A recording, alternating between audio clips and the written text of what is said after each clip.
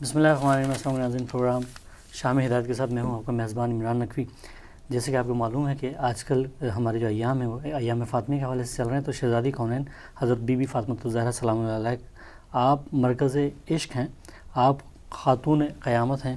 آپ یوم دین کی ملکہ ہیں، مالکہ ہیں، یوم شفاعت کی مالکہ ہیں، آپ یوم عدل کی مالکہ ہیں، آپ وہ صاحب اختیار بی بی ہیں جس نے حضور اکرم صلی اللہ علیہ وسلم سے یہ وعدہ فرمایا کہ بابا میں آپ کی امت کی شفاعت کروں گی۔ جبرائیل نے سوال کیا شفاعت میں کیا لائیں گی؟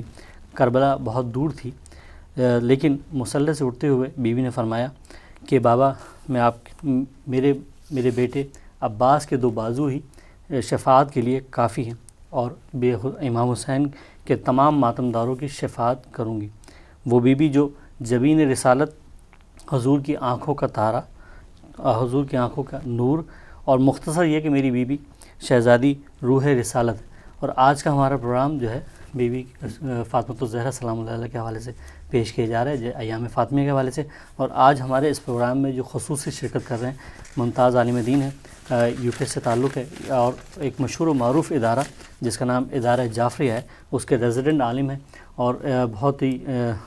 جو ہے مشہور و معروف عالم دین ہیں یہاں کے علامہ سید حسن عباس رضوی صاحب۔ السلام علیکم صاحب۔ وعلیکم السلام ورحمۃ اللہ۔ اور ہمارے اس پروگرام میں جو شرکت فرمائیں گے ان میں جناب رضا رضوی صاحب انڈیا سے اس پروگرام میں شرکت فرمائیں گے، جناب ظفر عباس ظفر صاحب پاکستان سے، جناب ضیاء عباس صاحب جو ہے وہ بھی پاکستان سے شرکت فرمائیں گے۔ اس کے علاوہ جناب رضی جعفری صاحب جو ہے کینیڈا سے ہمارے اس پروگرام میں خصوصی طور پہ شرکت فرمائیں گے، اور اس میں یہ تمام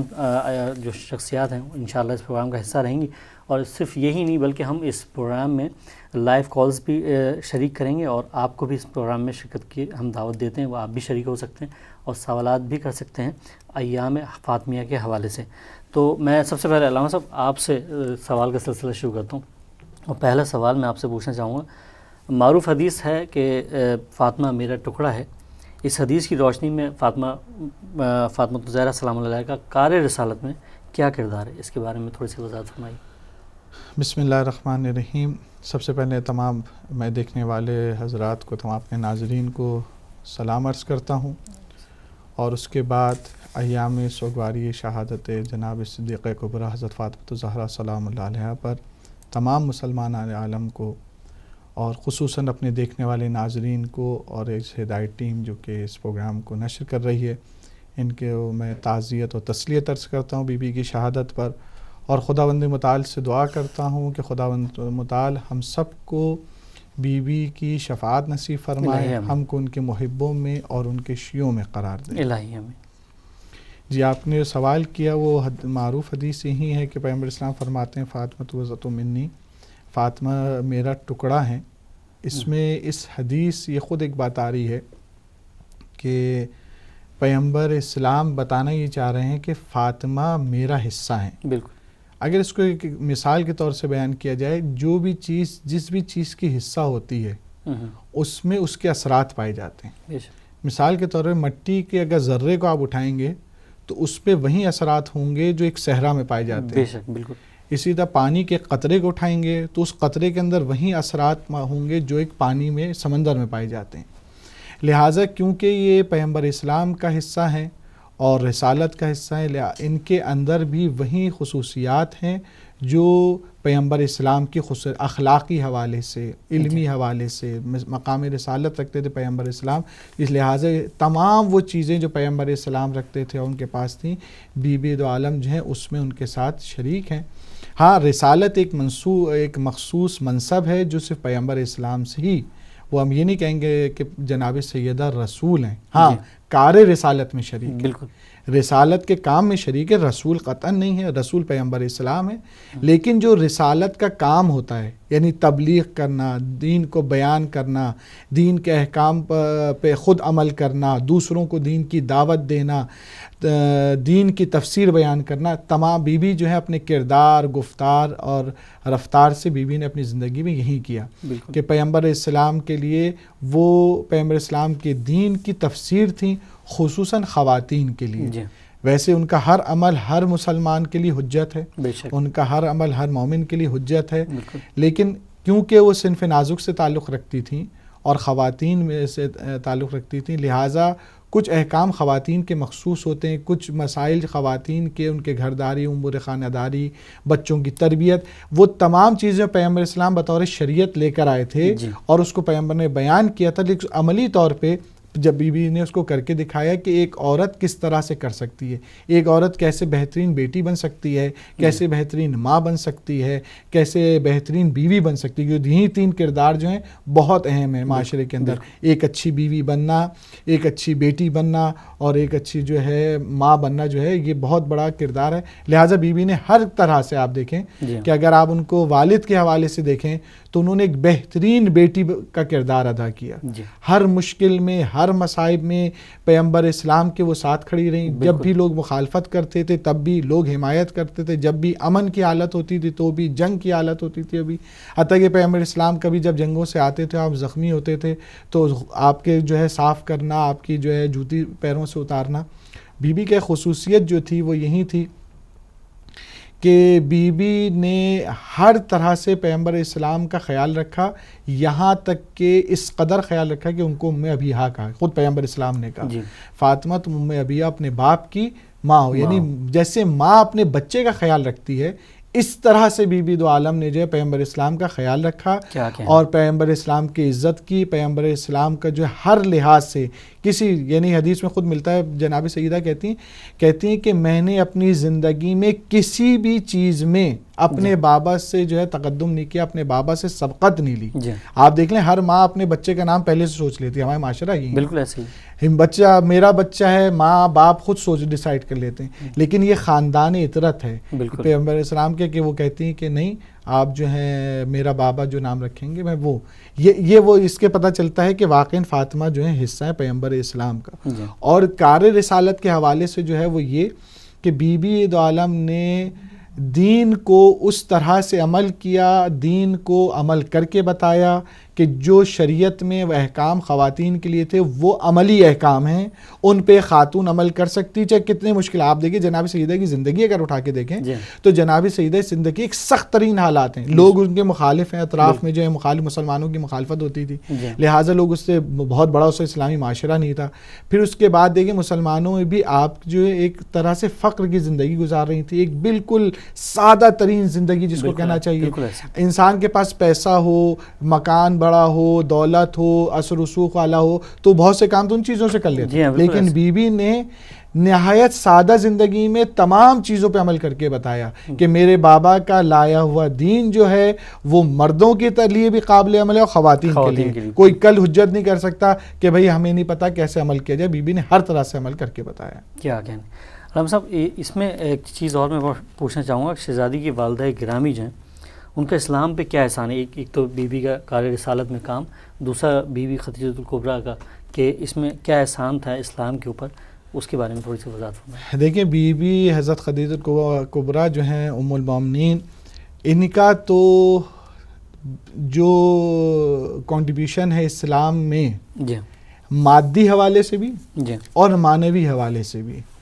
آج تک پھر ایسی ماں نہیں ہے۔ کیا کہنے، کیوں نہیں ہے؟ اس کی وجہ یہ ہے کہ مالی حوالے سے شاید آپ کو کہیں اور جو ہے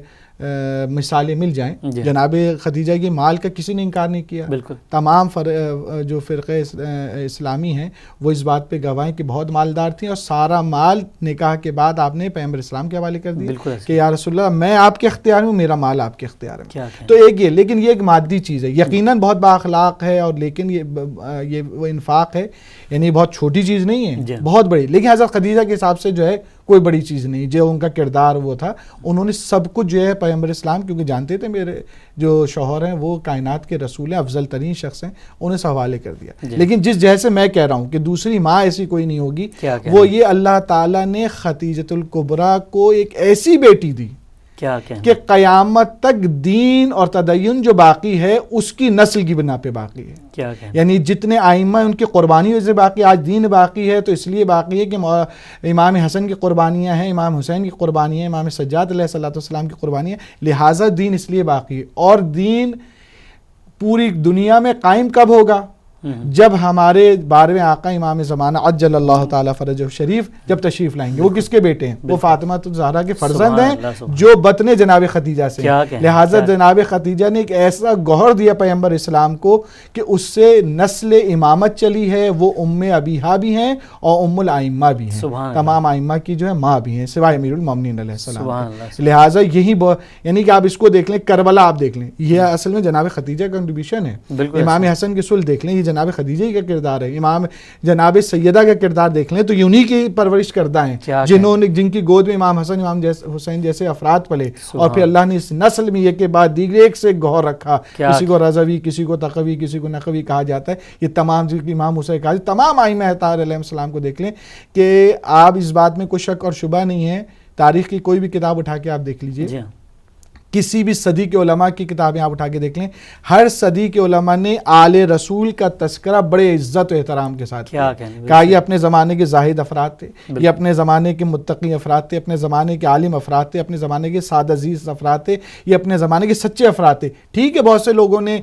جو ہے ان کو امام نہیں مانا یا ان کی عصمت کے قائل نہیں، وہ ایک علیحدہ بحث ہے، وہ ایک اعتقادی بحث ہے، ہم اس میں نہیں بھی جا رہے، لیکن کردار اور اخلاق کے حوالے سے تمام تاریخ جتنی لکھی گئی ان سب نے اہل بیت، یہ جو ہمارے جن کو ہم 14 معصومین کہتے ہیں، اپنے 12 امام کہتے ہیں، ان سب کی تاریخ اٹھا کے دیکھیں کسی بھی کتاب سے، یہ جناب خدیجہ کی نسل ہے اور انہی کے ذریعے چلی ہے۔ بہرحال اسلام کا یہ جو کنٹریبیوشن ہے یہ اتنا بڑا ہے کہ اللہ تعالیٰ نے کہا کہ تم نے خدیجہ مال دیا تھا، تمہارے اختیار میں مال تھا، تم نے مال دیا ہے، ہم تمہاری بطن سے جو بیٹی ہوئی اس کے ذریعے آل رسول کی ہوگی، ہم تمہیں آل دیں گے اور وہ آل تمہیں سے منسوب ہوگی۔ یعنی اللہ نے بہت ساری ام المومنین دی ہیں، پیغمبر اسلام آئی بہت ساری ام المومنین، لیکن ام المومنین میں وہ کردار اور وہ منصب و مقام جو جناب خدیجہ کا ہے، وہ فضیلت جو آل رسول کے ذریعے ملی ہے، ظاہر وہ کسی کے پاس موجود نہیں ہے، اور یقیناً یہ بہت بڑا کنٹریبیوشن ہے جناب خدیجہ نے کی ہے۔ سبحان اللہ۔ علامہ صاحب اس میں جو ہے شہزادی جو ملکۃ العرب حضرت خدیجہ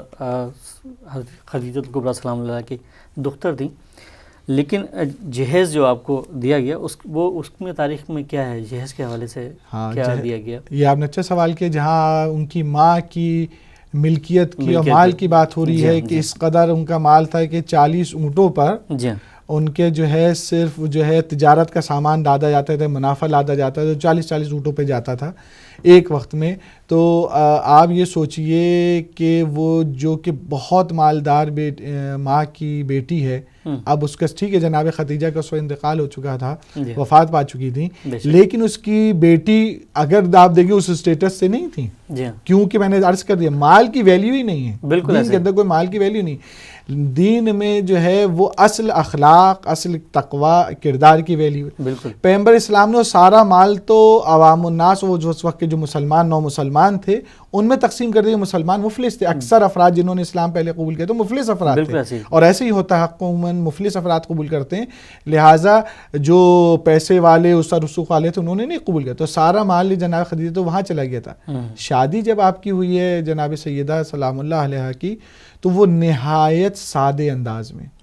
یعنی کہ امیر المومنین کے پاس بھی کچھ نہیں تھا، پیغمبر اسلام نے بھی ان سے کہا علی تمہیں ذرا کی تو ضرورت نہیں ہے، تم ماشاءاللہ خود اسد اللہ ہو، تم خوش ہو جاؤ، تو فی الحال تمہارے پاس یہ اضافی اس کو بھیج دو۔ اس کے ذریعے ایک مختصر سا جہیز، کہتے ہیں تکیے تھے، توشک تھی، چٹائی تھی، مٹکا تھا، چند ایک چیزیں تھی، باقاعدہ وہ لسٹ بیان کی گئی اگر آپ تفصیلی کتب میں جائیں تو، لیکن نہایت بہت مختصر سی لسٹ ہے اور بہت سادہ، یعنی اس زمانے کے، آج کے حساب سے تو نتھنگ ہے وہ، لیکن اس زمانے کے حساب سے بھی بڑے سادہ جہیز دیا گیا تھا۔ اچھا علامہ صاحب اس میں جو بی بی کی زندگی ہے، کوئی ایسا واقعہ آپ بیان فرمائیے؟ یہاں پہ ایک بات میں کہتا چلوں کہ دیکھیں یہاں پر کوئی والدین اگر اپنی بچی کو جہیز دے رہے ہیں تو وہ بہرحال ان کی مرضی کہ وہ دیں، اس میں سادگی ہونی چاہیے، لیکن جو عیب ہے ہمارے معاشرے کا، جو عیب ہے جو بالکل دین کے اور شریعت کے منافی ہے، ہم ایک طرف جناب سیدہ کے فضائل کے قائل ہیں، ان کی عصمت کے قائل ہیں، ان کو اپنا نمونہ عمل کہتے ہیں، تو ادھر ہم جب اپنے بیٹے کا رشتہ لے کے جاتے ہیں، اپنے بھائی کا رشتہ لے کے جاتے ہیں تو ہم منہ کھول کے جہیز مانگتے ہیں، بالکل ایسے کرتے ہیں۔ یہ معاشرے میں یہ توہین ہے سیرت اہل بیت کی، سیرت جب میں نے عرض کیا وہ بھی جو جہیز آیا تھا وہی مولا علی کی ذرا جو تھی وہ بیچی گئی تھی، اس سے جہیز آیا تھا. یہاں ہمارے بالکل برعکس کہ آپ لڑکی والوں کے جاتے ہیں اور باقاعدہ منہ کھول کے کہتے ہیں ہمیں فریج چاہیے، ہمیں گاڑی چاہیے، ہمیں موٹر سائیکل چاہیے، ہمیں فلاں چیز چاہیے، ہمیں گھر چاہیے، فلیٹ لکھ دو. یہ تمام شریعت اور دین کے منافی ہے. اگر کسی اور دین کے اندر، کسی اور مذہب کے اندر یہ کام کیا جائے ٹھیک ہے، وہ اپنے دین و مذہب سے کہا. ہمارے دین اسلام کے اندر اس چیز کی گنجائش نہیں ہے کہ آپ جو ہے لڑکی والوں پہ زور دیں. وہ اپنے طور پہ کوئی دیتا ہے، ہر کوئی تحفہ تحائف کے طور پہ جہیز اگر دینا چاہتا ہے اس کو شریعت نے منع بھی نہیں کیا ہے. اپنی عزت کے لیے وہ دینا چاہتا ہے یا اپنی عزت کے مطابق دینا چاہتا ہے، وہ شریعت نے منع نہیں کیا. لیکن جو منع ہے وہ یہ کہ انسان مانگے، ڈیمانڈ کرے، یا رشتہ ہم اس بات پہ کریں گے یا رشتہ ہم اس بات پہ توڑ دیں گے. معاشرے میں ہمارے ہوتا ہے کہ ہم رشتہ اس بات پہ کر رہے ہیں کہ وہ بہت پیسے والے لوگ ہمیں جہیز دیں گے، اور بعض رشتہ اس لیے ٹوٹ گیا ہم تو سمجھتے بہت جہیز دیں گے لہٰذا تم جہیز نہیں دے ہم رشتہ توڑیں. یہ خلاف شریعت کام ہے. ایام فاطمیہ کی مناسبت سے جناب دعا کرے، ہر شخص اپنے لیے دعا کرے کہ خداوند متعال ہمیں اتنا ہمت حوصلہ دے کہ ہم پیغمبر اسلام کی سیرت پہ، جناب سیدہ کی سیرت پہ عمل کرتے ہوئے، کیونکہ کائنات کی کوئی بیٹی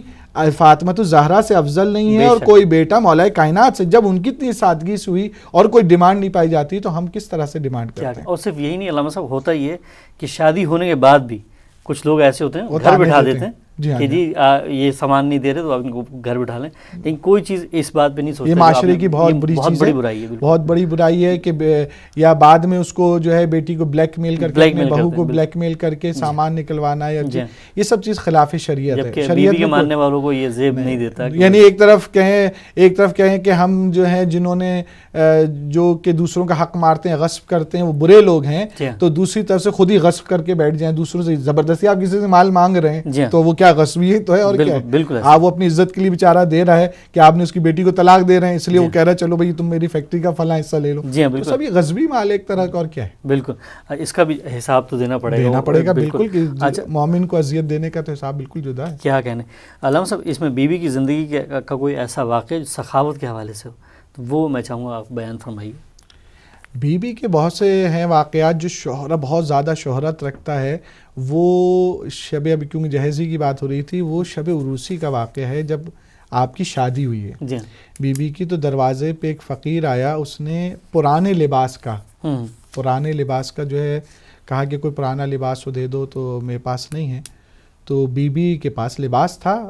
بیوی نے لیکن پرانا لباس نہیں دیا. بیوی نے اپنا وہ جو شادی کا لباس تھا، جو نیا لباس تھا، اور شادی کا ظاہر ہے بیوہ جتنے بھی لباس تھے ان سے بہتر ہوگا، کیونکہ یہ رسم ہے کہ جو بھی عورت جس لباس اپنے شوہر کے یہاں جاتی ہے وہ لباس اچھا لباس ہوتا ہے. ٹھیک ہے بہت زیادہ وہ ایکسپینسو نہیں تھا، لیکن ہاں جتنے بیوی کے پاس لباس موجود تھے ان میں اچھا لباس تھا. بیوی نے وہ لباس اتارا اور پرانا لباس پہن کر وہ لباس اس کو دے دیا، اس فقیر کو دے دیا کہ یہ جو ہے. کیونکہ بیوی نے کہا، جب پوچھا گیا کہ آپ نے ایسا کیوں کیا، تو آپ نے قرآن کی اس جو 4 سپارے کی پہلی آیت ہے لن تنالوا البر حتی تنفقوا مما تحبون، تم جو ہے انفاق نہیں تک پہنچ سکتے، بر تک نہیں پہنچ سکتے جب تک کہ تم جس چیز سے خود محبت کرتے ہو تم اس میں انفاق نہ کر دو. بیوی نے دیکھا کہ مجھے کون سا لباس پسند ہے، ظاہر ہے جو اچھا لباس ہے پسند تھا بیوی کو. وہ دیکھیں یہاں پہ ایک بات یہ بھی کہ کوئی یہ سوال نہ کرے کہ یعنی بیوی اس لباس سے محبت کی نہیں. محبت کسی بھی چیز سے کرنا عیب نہیں ہے، محبت ایسی جو انفاق سے روک دے، کیا کہنا وہ محبت عیب ہے. اچھی چیز ہر ایک کو اچھی لگتی ہے. ایک پرانا لباس تھا، ایک نیا لباس تھا، ایک غیر شادی کے لباس نہیں، ایک شادی. بیوی کو محبت تھی، وہ اچھا اللہ تھا، لیکن وہ محبت کس حد تک کی تھی؟ انفاق کو روکنے. اگر محبت میں انفاق میں کے آڑے آ جائے، محبت اتنی شدید ہو جائے کہ انفاق نہ کر سکے، وہ محبت مذموم ہے. لیکن وہ محبت جو محبت، ورنہ تو مما تحبون کا تو ہم مصداق نہیں ڈھونڈ سکتے. پھر ہم خدا کے راستے جو کچھ بھی دیں، اگر ہم محبت نہیں کرتے ہوں گے تو مما تحبون کہاں سے لائیں؟ یعنی ہم محبت کرتے ہوں لیکن محبت کا معیار یہ کہ انفاق کے سلسلے میں محبت ختم ہو جائے. اس کو جو ہے اللہ کے راستے میں بیوی نے وہ جو ہے اپنے شادی کا لباس دے کر بتا دیا کہ دیکھو برت اگر کرنا ہے، یعنی نیکی تک اگر پہنچنا ہے تو اس کا راستہ ہے جس سے تم محبت کرتے ہو. اور خود قرآن کی جو بیوی نے آیت کی، اگر اس میں ٹائم اگر ہے تو میں تھوڑا سا بالکل دیکھیں اس آیت میں جو بیوی نے کوٹ کی، جو 4 سپارے کی پہلی آیت، اس میں مما تحبون کا لفظ استعمال ہو. اس میں ایک واضح بات اللہ تعالیٰ کا یہ پیغام ہے کہ مما یحبون نہیں کہا خدا نے. یعنی یہ نہیں کہا کہ تم وہ انفاق کرو جو مانگنے والا جس سے محبت کرتا ہو، جس سے وہ راضی ہے، کیونکہ مانگنے والے کی تو غریب ہے، اس کو آپ ایک پرانا لباس بھی دیں گے تو وہ خوش ہو جائے گا، اگر آپ چھوٹی سی کوئی چیز دے دیں خوش ہو جائے گا، اس کا تو نہیں ہے، وہ معیار نہیں۔ انفاق اسے نہیں کہا جاتا جس پہ فقیر خوش ہو جائے، جسے مانگنے والا خوش ہو جائے، معیار جو ہے دینے والے پہ، انفاق اس کو کہا جاتا ہے جو اس کو پسند ہو، وہ خدا کے راستے میں لوٹائے، یعنی خدا کے راستے میں جو وہ انفاق کرے جو اس کو پسند ہو، اپنی پسند کی چیز کو دینا۔ اور اس میں اگر آپ دیکھیں کہ ایک اور اخلاقی اس میں نقطہ اگر آپ دیکھیں نظر آتا ہے جو ہمارے مفسرین نے بیان کیا،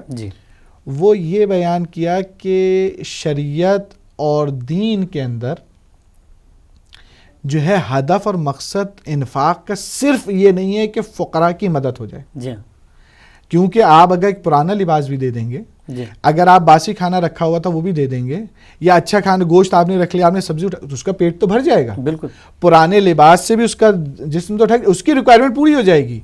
اگر خالی فقیر کے فقر کو ہٹانا ہوتا ہے یا فقیر کی نیڈز کو پورا کرنا ہوتا ہے تو انفاق جو مما تحبون کی ضرورت نہیں تھی، بالکل وہ انفاق ویسے ہی ہو جاتا۔ بی بی کی سیرت سے یہ پتہ چلتا ہے کہ جو آپ نے قرآن کی آیت کو کوٹ کیا، وہ یہ پتہ چلتا ہے کہ انفاق میں ایک چیز اور چھپی ہوئی ہے،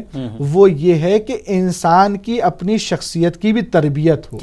انسان کی اپنی چھپی استطاعت جو واضح ہو، انسان کی انسانیت جو ہے اس کو پروان چڑھایا جائے، اس کو تربیت دیا جائے۔ وہ انفاق تو ہو جائے گا پرانے لباس سے، لیکن اس پرانے لباس سے انسان کی انسانیت ڈیولپ نہیں ہوگی، لیکن مما تحبون سے انسان کی انسانیت ڈیولپ ہوگی۔ یعنی وہ تم مال سے دل ہٹاؤ، اللہ کی طرف دل لگاؤ، اللہ کے لیے مال کو خرچ کر دو، تو اس میں انسان کی استعداد میں اضافہ ہو رہا ہے، انسان کے اخلاق میں، انسان کی وسعت قلبی میں، انسان کی مالی محبت میں کمی آ رہی ہے، انسان کے مقام میں کمی آ رہی ہے۔ یہ وہ چیزیں جس میں ہم یوں کہیں خلاصہ یہ کہیں جس میں انسانیت بھی پروان چڑھ رہی ہے، فقیر کو بھی نیڈ ہو رہی ہے اور وہ دینے والے جو انفاق کرنے اس کی انسانیت میں اضافہ ہو رہا ہے۔ تو دین کا جو اصل ہدف ہے وہ یہ ہدف ہے، اس لیے خداوند متعال نے مما تحبون کی بات لگے۔ کیا کہنے، مطلب بیوی نے وہ جو سوٹ تھا، جوڑا جو تھا، وہ جو پسند تھا وہ انہوں نے دے دیا، تو یہی معیار ہے کہ جو آپ کو پسند ہو وہ آپ، بجائے یہ کہ فقیر کو اٹھا کے دوسری چیز دے دی جائے اور جو آپ کو ضائع ہو رہی ہو یا آپ خراب ہونے والی ہے، ٹھیک ہے وہ بھی اس کی ضرورت پوری ہو جائے گی اور اللہ اس پہ بھی دے گا، ایسا نہیں، اللہ بھی بہت غنی ہے اور اللہ تعالیٰ کریم ہے، وہ اس چیز پہ بھی آپ کو دے دے گا۔ لیکن آپ خود سوچیں، ایک چیز ہمارے گھر میں فالتو پڑی تھی، میں دے دی ہم نے اللہ کے راستے میں، تو اس کا کون سا ایسا ثواب ہے؟ لیکن ایک چیز میری ضرورت کی تھی یا مجھے پسند تھی، میرے استعمال میں تھی، لیکن دوسرے پہ، یہ اصل ہے انفاق اس کو کہتے ہیں۔ کیا کہتے مطلب اس کی ایک الگ بلندی ہے، وہ بالکل انفاق، یعنی انفاق کی جو تعریف آئی نا، اور بر کی جو تعریف قرآن نے بیان کی وہ یہی کی، لن تنالوا البر حتی تنفقوا مما تحبون، جس چیز میں تم جو ہے وہ کرتے۔ سبحان اللہ۔ اور اسی طرح سوالات کا سلسلہ جاری رہے گا، اس میں ہم لائیو کالرز کو بھی شامل کرتے رہیں گے، اور ہم اس وقت جا رہے ہیں ایک مختصر بریک کی طرف، بریک کے بعد پھر آپ کی خدمت میں حاضر ہوتے ہیں۔